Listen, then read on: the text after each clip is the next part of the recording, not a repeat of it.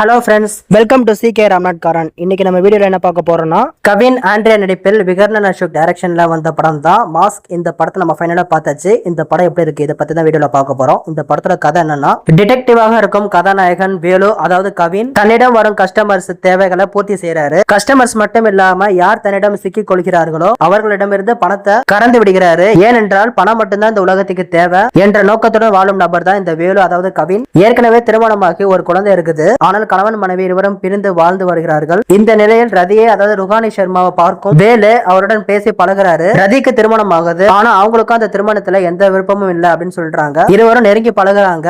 மறுபக்கம் பெண்களுக்கு எதிராக பாலியல் ரீதியாக நடக்கும் தவறை தட்டி எதிர்த்து போராடி அவர்களை மீட்டு நல்வாழ்வு அமைத்து தரும் நபராக வராரு பூமி, அதாவது ஆண்ட்ரியா. அவர்களை நன்றாக படிக்க வைக்கிறாங்க. வெளியே இவருக்கு இப்படி ஒரு முகம் இருந்தாலும் இன்னொரு முகமும் இருக்குது. தன்னிடம் உள்ள பெண்களை வைத்து அரசியல்வாதிகளின் தேவையை பூர்த்தி செய்யறாரு. அதனை வீடியோவாகவும் எடுத்து வச்சிருக்காங்க. தேர்தலில் போட்டியிடும் அரசியல்வாதி பவன் பூமியிடம் சுமார் 440 கோடி கொடுத்து தொகுதி முழுவதும் இந்த பணத்தை யாருக்கும் தெரியாமல் அனுப்பணும் அப்படின்னு சொல்றாங்க. பணத்தை தனது சூப்பர் மார்க்கெட்டில் பூமி பதிக்க வைக்க அந்த சூப்பர் மார்க்கெட்டை MR ராதா மாஸ்க் போட்ட ஒரு கும்பல் கொள்ளை அடிக்கிறாங்க. இது தெரியாமல் கொள்ளை அடிக்கும் இடத்திற்கு வேலு வராரு. பணத்தை கொள்ளை அடித்து விட்டு அந்த கும்பல் இருந்த அனைவரும் வெளியேற, அங்கிருந்து பணத்தை கொள்ளை அடித்து விட்டு அந்த கும்பல் இருந்த அனைவரும் வெளியேற, அதே சமயத்துல அங்கிருந்து ரதியின் வீட்டுக்கு வேலு வராரு. அதே நேரத்தில் ரதியின் கணவரும் வீட்டுக்கு வர, தனது கணவருக்கு தெரியாம வேலுவை வீட்டை விட்டு அனுப்ப ரதி முயற்சி செய்யும் போது வீட்டுக்கு வந்த ரதி கணவரின் பேக்கில் MR ராதா மாஸ்க் இருப்பதை கவின் பார்த்து சூப்பர் மார்க்கெட்டில் கொள்ளை அடித்தது இவன் தானே அப்படின்னு கவின் ஷாக் ஆகிறாரு. இதன் பின் என்ன நடந்தது, 440 கோடியை கொள்ளை அடிக்க காரணம் என்ன, இதுல இருந்து கவின் தப்பிச்சாரா இல்லையா, அடுத்து என்ன ஏதுங்கிறது இந்த படத்துல ஒட்டுமொத்த ஸ்டோரியுமே. இந்த படத்துல ஃபர்ஸ்ட் ஹாஃப் சொல்ல போனா நல்லா சூப்பரா காமெடியா கொண்டு போயிருந்தாங்க. ப்ரீ இன்ட்ரோல்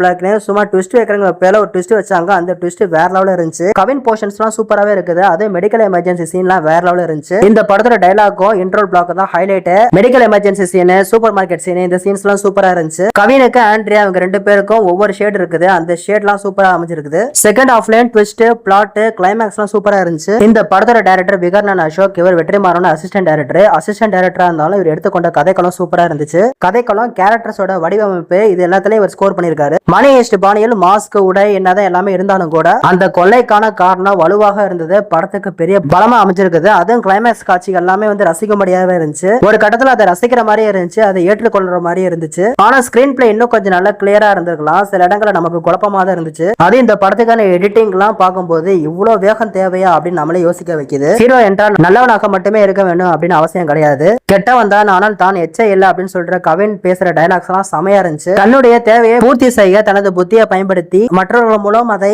செய்து கொள்ளும் ஆண்ட்ரியாவின் ரோல் எல்லாம் பக்கபலமா இருந்துச்சு. கவின், ஆண்ட்ரியா இவங்க ரெண்டு பேரும் எதிர் துருவங்களாக நின்று மோதி கொள்ற சீன்ஸ் எல்லாம் செமையா இருந்துச்சு. படத்துல வர பல கேரக்டர்ஸுக்கு நல்லவள் அப்படின்னு முத்திரை இல்லாம எல்லாருமே சுயநலவாதிகள் அப்படின்னு காமிச்சிருக்காங்க. அந்த சீன்ஸ் எல்லாம் செமையாவே இருந்துச்சு. இந்த படத்தோட மியூசிக் பேக்ரவுண்ட் ஸ்கோர் நல்லா இருந்துச்சு. அதுவும் கிளைமேக்ஸ்ல வர பாட்டு, அந்த பாட்டை நம்மள வேற கிரகத்துக்கு கொண்டு போயிருச்சு. பணம் எனக்கு தேவையில்லை, இந்த உலகத்துக்கு தேவை அப்படின்னு சொல்ற அந்த டைலாகா இருக்கட்டும், கவின் பேசுற டைலாக்ஸ் எல்லாமே சூப்பரா இருந்துச்சு. ஆனா செகண்ட் ஹாஃப்ல ட்விஸ்ட்னு சொல்லிட்டு ட்விஸ்ட் நிறைய வச்சிருக்காங்க. செகண்ட் ஹாஃப்ல ஒரு ட்விஸ்ட் இருக்குது. அதுக்கப்புறம் பார்த்தா படம் முடிஞ்சிருச்சு அப்படின்னு நினைச்சா அப்போ ஒரு ட்விஸ்ட் வச்சிருக்காரு. யாரும் அந்த டைரக்டர் தெரியல. இந்த படத்துல positive Kavin, Andrea, Charlie actings, இந்த படத்துல போட்டோகிராஃபி, எடிட்டிங், மியூசிக், இந்த படத்தோட டைலாக்ஸ், கதைக்களம், படத்தோட second half, climax, interval block, pre interval block உட்பட்ட நிறைய பாசிட்டிவ் இருக்குது. Medical emergency scenes, supermarket scenes உட்பட்ட சீன்ஸ்லாம் இந்த படத்தோட நெகட்டிவ். இந்த படத்தோட எடிட்டிங், திரைக்கதை இன்னும் கொஞ்சம் நல்லா பொறுமையா கையாண்டு இருக்கலாம். ஸ்கிரீன் பிளே இன்னும் கொஞ்சம் நல்லா கிளியரா இருக்கலாம். ஸ்கிரீன் பிளே கொஞ்சம் கிளியர் ஆகாம இருக்குது. நமக்கு கொஞ்சம் குழப்பத்தை தருது. சில குழப்பமான சீன்ஸ் எல்லாம் இருக்குது. அதெல்லாம் கொஞ்சம் கட் பண்ணிருக்கலாம், இல்லைன்னா அதெல்லாம் கொஞ்சம் கிளியராவே எடுத்துக்கலாம். இது எல்லாமே சரி பண்ணி தான் படம் இன்னும் சூப்பர்னு சொல்லியிருக்கலாம். இந்த குறைகள் இருக்கனால ஏ ரேட்டிங் 5க்கு 3.5 above average அப்படின்னு சொல்லிட்டு இந்த வீடியோ நான் முடிச்சுக்கிறேன். யாரெல்லாம் இந்த படத்தை பார்த்திருக்கீங்க, யாருக்கெல்லாம் இந்த படம் பிடிச்சிருக்கு, இதை பத்தி உங்களோட ஒப்பீனியன் மறக்காம கமெண்ட்ல சொல்லுங்க. ஹைப் இருக்கு, கொஞ்சம் முடிஞ்ச அளவுக்கு ஹைப் பண்ணி சப்போர்ட் பண்ணுங்க.